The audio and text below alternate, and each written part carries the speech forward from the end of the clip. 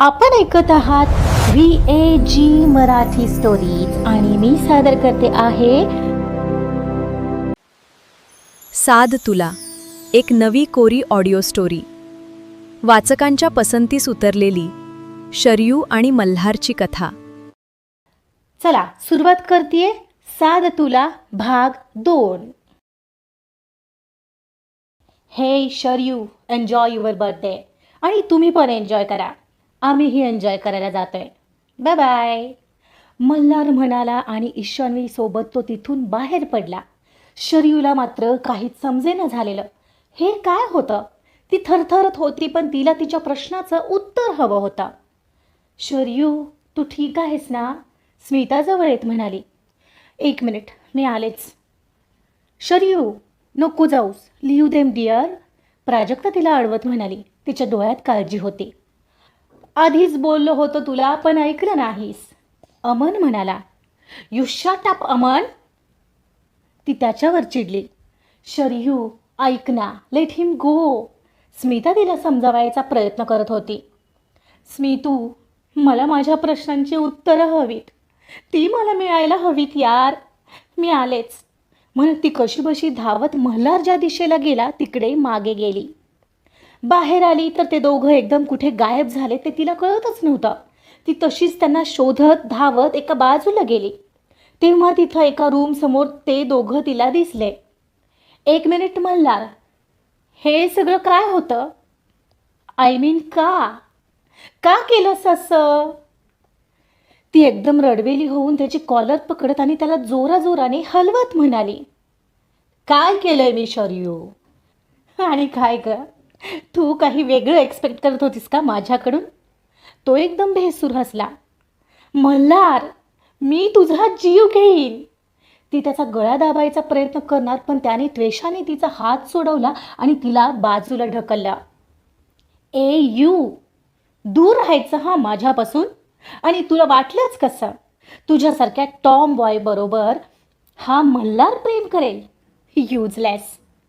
म्हणजे तुला काहीच वाटत नव्हतं माझ्याबद्दल? मग तो त्या दिवशीचा किस आणि माझ्यासोबत ते फिरणं, मला भेटणं, सतत काही ना काही सूचना करणं, काय होतं ते? का बदललंस मला जर इतकं काहीच नव्हतं आपल्यात? हे जस्ट फॉरगेट दॅट. रात गई बात गई. आणि तू समजतेस काय स्वतःला? आता समजलं ना? माझं तुझ्यावर कधीच प्रेम नव्हतं. मग जा, चल निघ. नव्हतं तर मग का मागे मागे करत होतास? तिचा आवाज वाढला. ए यू, लिसन. माझ्यावर आवाज वाढवायचा नाही. तुला ऐकायचंय मी असं का केलं? तर ऐक. मला बस सूड घ्यायचा होता तुझा. That's it. सूड? कसला सूड? आणि मी काय बिघडवलंय तुझं? तुझा आय मीन तुझ्या वडिलांचा. तुझा बाप जबाबदार आहे याला. आमच्या आयुष्यात दुःख पेरणारा तुझाच बाप होता. जाऊन सांग त्याला, मी मल्हार देसाई, सन ऑफ प्रभाकर सरदेसाई, मुक्काम पोस्टवाई, जिल्हा सातारा, सूड घेतलाय तुझा. Tit for tat. त्यालाही कळू दे दुसऱ्यांच्या आयुष्यात दुःख पेरल्यावर स्वतःच्या आयुष्यात सुद्धा कसं दुःख भोगावं लागतं. जाऊन सांग त्याला तुला कसं फसवलंय मी. मला त्याच्या चेहऱ्यावर आलेले दुःख पाहायचंय बस. दिस इज डिस्गस्टिंग. तुला एक चांगला मुलगा समजत होते मी, पण तू तर. It was my mistake that I fall for you. ए जा, मला काही फरक पडत नाही. माझं काम झालंय. I am sure. बरोबर वर्मावर लागेल त्याला हे म्हणत मल्हार अतिशय भेसूर हसला. माझ्या बाबांच्या कुठल्या तरी चुकीची शिक्षा म्हणून तू माझ्यासोबत असा वागलास मल्हार? रिअली? पण असं काय केलंय माझ्या बाबांनी ते तरी सांग. हे सगळं मला का विचारतेस? जा, जाऊन त्यालाच विचार. मल्हार, लेट्स गो ना यार. Why are you talking with her? त्याच्यासोबत असलेली ईशान्वी म्हणत होती. या बेबी, लेट्स गो म्हणत तो आता तिथून तिच्यासोबत बाहेर पडला.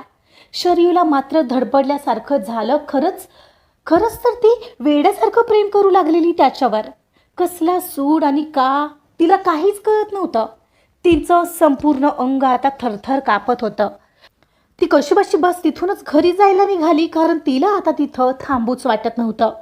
तिने तिथून जाता जाता स्मिताला कॉल केला, पण ती उचलत नव्हती. मग मात्र शौर्यूने तिला मेसेज केला, स्मितू मी घरी जाते, I can't stay for a moment here, you enjoy.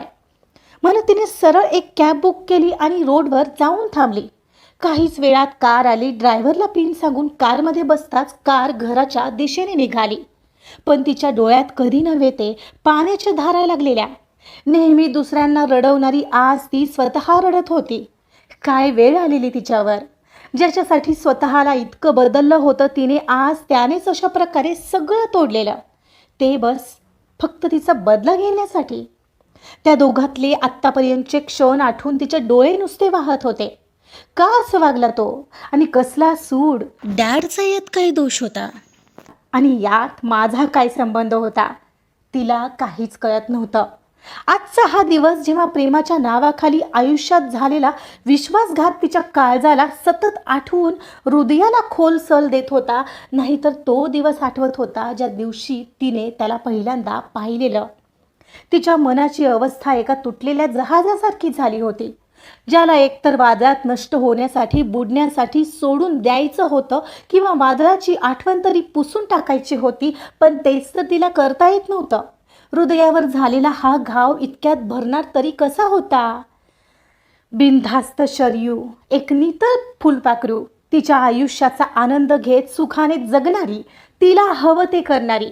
तिचे मॉम डॅड तिला कधीतरी टोकायचे, मोठा भाऊ चिडवायचा, पण जबरदस्ती अशी कधीच कोणी केली नव्हती.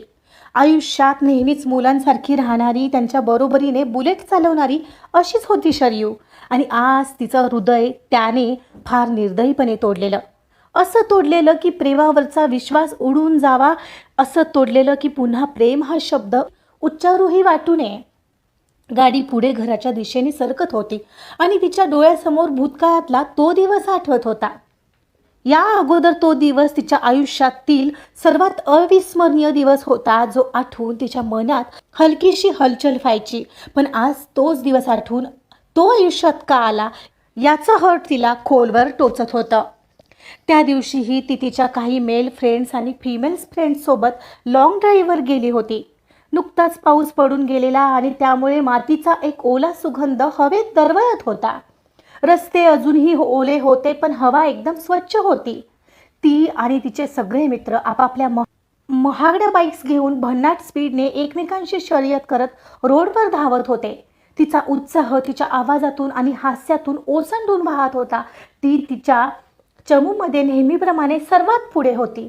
बुलेटचा आवाज रोडवर घुमत होता आणि वाऱ्याचा जोर तिच्या चेहऱ्यावर आदळत होता. आणि एवढ्यात काहीतरी घडलं. एका क्षणात एक दुसरी बाईक तिच्या बुलेटला क्रॉस करून गेली. तिचा वेग इतका जबरदस्त होता की एका क्षणासाठी शरयू गोंधळली. तिला हे खटकलं. तिच्या चमूमध्ये तिला कोणीच हरवू शकत नव्हतं. तिने पटकन तिचा स्पीड वाढवला आणि त्या बाईकशी स्पर्धा करू लागली. तिला वाटलं की आपल्याच मित्रांपैकी कोणीतरी तिला उचकवतोय. तिने रेस लावली आणि काही सेकंदात ती त्या बाईकच्या जवळ पोहोचली. पण जसा तिने बाईक चालवणाऱ्या व्यक्तीच्या चेहऱ्यावर नजर टाकली तशी ती क्षणभर स्तब्ध झाली. तो तिच्या चमूतला कोणी नव्हताच. तो एक अनोळखी हँडसम मुलगा होता. त्यांनी मास्क घातलेला, पण त्याचे डोळे अतिशय सुंदर होते. डोळ्यांवरूनच कळत होतं की तो किती हँडसम असेल. त्या अनोळखी मुलानेही तिच्याकडे एक नजर टाकली आणि एक हलकंसं स्माईल देत तिला डोळा मारला. आणि क्षणाचाही विलंब न लावता त्याने पुन्हा स्पीड वाढवला. शरयूचा बिनधास्तपणा आणि अभिमान एका क्षणात दुखावला गेला. तिला वाटलं, हा कोण आहे, माझ्या पुढे जाणारा? पाहतेच याला. तिने पूर्ण ताकद लावली आणि त्याला आव्हान देण्यासाठी बुलेटचा स्पीड आणखीन वाढवला, पण तो मात्र भलत्याच स्पीडने गायबही झाला होता. शरयूने वैतागून तिची बाईक थांबवली आणि डोक्यावरील हेल्मेट काढून बाजूला ठेवलं. तिच्या चेहऱ्यावर आलेला तो राग आणि हट्टीपणाचाच भाव तिच्या मित्रांसाठी नवीन नव्हता. हे काय झालं शरयू, कोण होता तो? सुशांतने विचारलं. डोंट नो यार, आधी मला वाटलं निमिष आहे. मी कसा असेल, मी तर इथं आहे. आणि माझी हिंमत आहे का तुला ओव्हरटेक करायची? निमिष तिच्याकडे पाहत हसून म्हणाला, हो ना, आपल्याला तर नाही जमत बाबा. पण काही म्हण शरयू, तुला ओव्हरटेक करणारा जन्माला आलाय तर. सुशांत म्हणाला आणि सगळेच हसले. पण शरयूला त्या हसण्यात सहभागी होता आलं नाही. तिची नजर अजूनही त्या रस्त्यावर होती जिथून तो अनोळखी मुलगा क्षणात गायब झाला होता. तिच्या मनात एकच विचार होता, कोणीही असो पण मी त्याला सोडणार नाही. तिने वैतागून बाईक सुरू केली आणि पुढे निघाली. आणि आज या वेदनेच्या क्षणी सुशांतचे ते वाक्य तिच्या हृदयात घराचे घाव घालत होतं. मला ओव्हरटेक करणारा जन्माला आला. हो बघ ना, खरंच ओव्हरटेक करून गेलाय तो तुला. एव्हाना तिचं घर आलं होतं. तसेच रडलेले डोळे घेऊन ती कॅबमधून उतरली आणि त्यावरचे पैसे दिले आणि धावतच तिच्या बंगलोच्या गेटमधून आत शिरली. डोरबेल एकसारखी वाजवू लागली. कधी एकदा आत जाते आणि मॉम आणि डॅडला तिच्यासोबत झालेल्या या धोक्याबद्दल विचारते, असं झालेलं तिला. एवढ्यात मॉमने येऊन दार उघडलं. अगं काय, दार उघडेपर्यंत दम नाही आहे का तुला? वनराज तिचा भाऊ तिथं आलेला मस्करी करत होता. ममा म्हणत ती एकदम रडतच तिच्या मॉमच्या गळ्यात पडली. तिचं हे असं रडणं पाहून मॉम ही बावरली. एकतर तिचा हाच बर्थडे होता आणि ती अशी धाय मोकलून रडते पाहून तिचं हृदयही विदीर्ण झालं. शरयू, अगं काय झालं, का रडते आहेस? मॉमनेही आता हवालदिल होऊन विचारलं. शरे, काय झालं? कोणी त्रास दिला का तुला? मला सांग फक्त, मी बघतो त्याला. वनराजही रागाने म्हणाला. पण तिचं रडणं काही थांबत नव्हतं. कितीतरी वेळ ती नुसती रडत होती. ती काहीच बोलत नव्हती आणि तिचं रडणं ऐकून डॅडही खाली आले. नंदू, काय झालं? ही रडतीये का अशी? अहो काहीच सांगत नाहीये ना ती.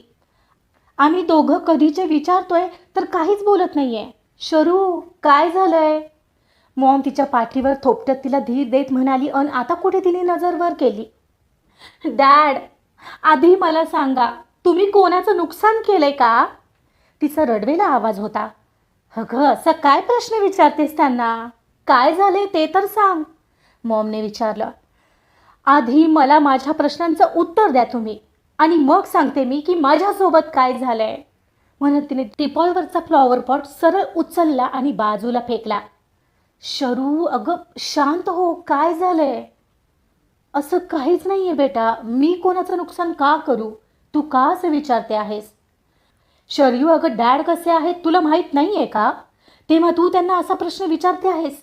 आजपर्यंत लहानातल्या लहान व्यक्तींचंही नुकसान होऊ दिलं नाही आहे त्यांनी. आता वनराजजी बोलला. मग का वागला तो माझ्याशी असा? मला म्हणाला तुमचा बदला घेण्यासाठी त्याने मला प्रेमाचं नाटक करून फसवलंय. काय शरू, कोण आहे तो?